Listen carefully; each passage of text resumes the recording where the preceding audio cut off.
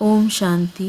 நாம் இறைவனை வெளிப்படுத்தும் நேரத்தை அருகில் கொண்டு வருவதற்காக முக்கியமாக 2 வரதானங்களை நாம் நடைமுறையில் கொண்டு வர வேண்டும்.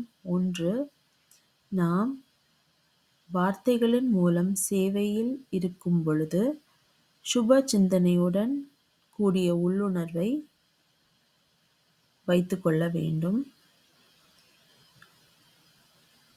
இதனால் ஆத்மாக்களின் ஆர்வம் மற்றும் கிரகிக்கும் சக்தி அதிகரித்து விடுகிறது.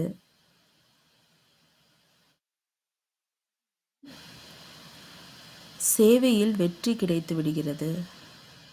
2வது வரதானம், நாம் சுயத்திற்காக சுப சிந்தனை செய்யக்கூடிய சுயத்தின் சிந்தனையாளராக ஆக வேண்டும்.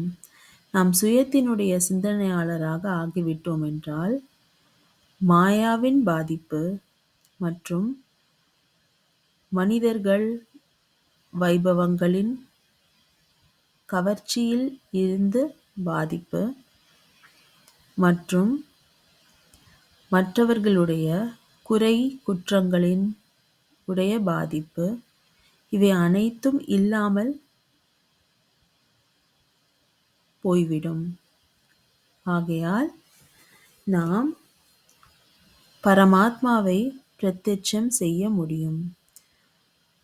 பரமாத்மாவின் வெளிப்பாட்டை நாம் அருகில் கொண்டு வர முடியும். ஓம் சாந்தி.